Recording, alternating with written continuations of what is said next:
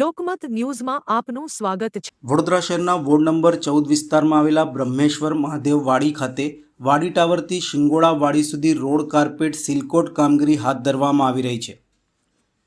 રાજ્ય સરકારની સ્વર્ણિમ ગ્રાન્ટ હેઠળ ગુજરાત રાજ્યના મુખ્ય દંડક તથા રાવપુરા વિધાનસભાના ધારાસભ્ય બાળુભાઈ શુક્લના માર્ગદર્શન હેઠળ તેમજ પૂર્વ કાઉન્સિલરોના પ્રયાસોથી અંદાજિત રૂપિયા 9.97 લાખના ખર્ચે આ કામગીરી કરવામાં આવી રહી છે।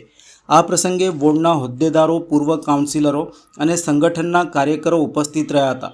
વોર્ડ નંબર 14ના ભાજપના કાઉન્સિલર દીપિકાબેન પટની અને અંકિતાબેન સોની ઉપરાંત કોંગ્રેસના કાઉન્સિલરો દીપા શ્રીવાસ્તવ અને તીર્થ બ્રહ્મભટ્ટ પણ હાજર રહ્યા હતા। ભાજપના કાઉન્સિલર દીપિકા પટની અને અંકિતાબેન સોનીએ જણાવ્યું હતું કે વિસ્તારમાં લાંબા સમયથી રોડની જરૂરિયાત હતી અને સ્થાનિક લોકોએ કામગીરીને આવકારી આભાર વ્યક્ત કર્યો છે। જો કે કોંગ્રેસના કાઉન્સિલરોએ કામગીરીની ગુણવત્તા અને ટેકનિકલ પ્રક્રિયા અંગે ગંભીર સવાલો ઉઠાવ્યા હતા। કોંગ્રેસના કાઉન્સિલર દીપા શ્રીવાસ્તવે જણાવ્યું હતું કે વિકાસ કાર્યોનો વિરોધ નથી, પરંતુ જ્યારે જનતાના ટેક્સના નાણાં ખર્ચાતા હોય ત્યારે કામગીરી ગુણવત્તાસભર અને યોગ્ય આયોજન સાથે થવી જરૂરી છે। તેમણે આક્ષેપ કર્યો હતો કે જૂના રસ્તા ઉપર યોગ્ય ટેકનિકલ પ્રક્રિયા વિના સીધું ડામર પાથરવામાં આવી રહ્યું છે, જેના કારણે રોડનું લેવલ ઊંચું આવી રહ્યું છે। તેમણે વધુમાં જણાવ્યું હતું કે વરસાદી સિઝન નજીક હોવાના કારણે રોડનું લેવલ વધતા આસપાસના વિસ્તારોમાં પાણી ભરાવાની અને લોકોના ઘરોમાં વરસાદી પાણી પ્રવેશવાની સમસ્યા ઊભી થઈ શકે છે। કોંગ્રેસના કાઉન્સિલર તીર્થ બ્રહ્મભટ્ટે પણ જણાવ્યું હતું કે જનતાના ટેક્સના નાણાંથી થતા વિકાસ કાર્યો માત્ર દેખાવ પૂરતા નહીં, પરંતુ લાંબા ગાળે જનહિતમાં અસરકારક હોવા જોઈએ। યોગ્ય ટેકનિકલ આયોજન અને ગુણવત્તાસભર કામગીરી નહીં થાય તો સ્થાનિક નાગરિકોનો વર્ષો સુધી મુશ્કેલીઓનો સામનો કરવો પડી શકે છે। પહેલાં તો વાડી ટાવરથી સિંગોડાવાડી બ્રહ્મેશ્વર મહાદેવનું કાર્પેટ સિલકોટનું કામ થઈ રહ્યું છે।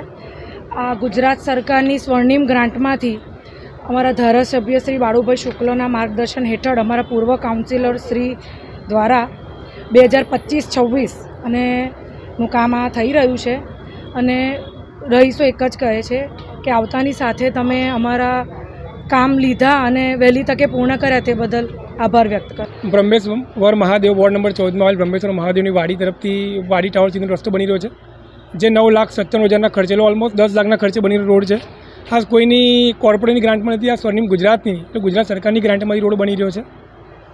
બીજી વાત કે રોડ બની રહ્યો છે, એ રોડના પેલા અધિકારીને પૂછ્યું કે ભાઈ અહીંયા કોઈ તમે ટેસ્ટ કર્યો છે પહેલાં BDT ટેસ્ટ, કે જ્યાં રોડ પહેલાં બરાબર છે કે ખરાબ હતો કે શું છે, માહિતી છે? તો એમને કીધું કે અમારી પાસે કોઈ માહિતી નથી, અમને ખાલી ગ્રાન્ટ હોય તો ગ્રાન્ટ અમે વાપરીએ છીએ।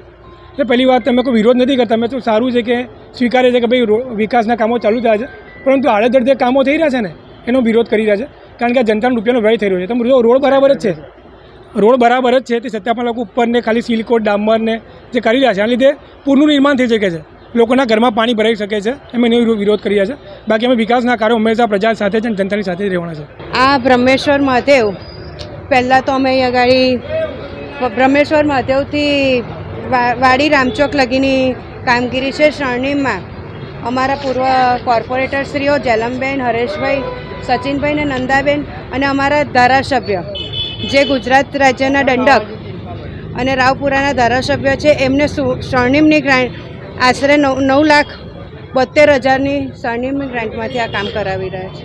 અહીં અગાડી લોકોને બહુ જ ખુશ છે ને આનંદ છે કે બેન તમે લોકો આવતાની સાથે જ આ અમારો રોડ લઈ લીધો છે, એટલે અહીંના સ્થાનિકોની બહુ જ ખુશને લાગણી છે અમારી સાથે અમારા વોર્ડના પ્રમુખ છે, મહામંત્રી શ્રી છે, અમારી વોર્ડની સંગઠનની ટીમ છે, સાથે સાથે પૂર્વ કાઉન્સિલર મિનેશભાઈ છે, હરેશભાઈ છે અને જેલમબેન છે, અમારા સાથી ઉમેદવાર સંતોષભાઈ પણ છે અને વિશાલભાઈ પણ છે, વિજયભાઈ પવાર પણ છે અને મારી સાથે કાઉન્સિલર।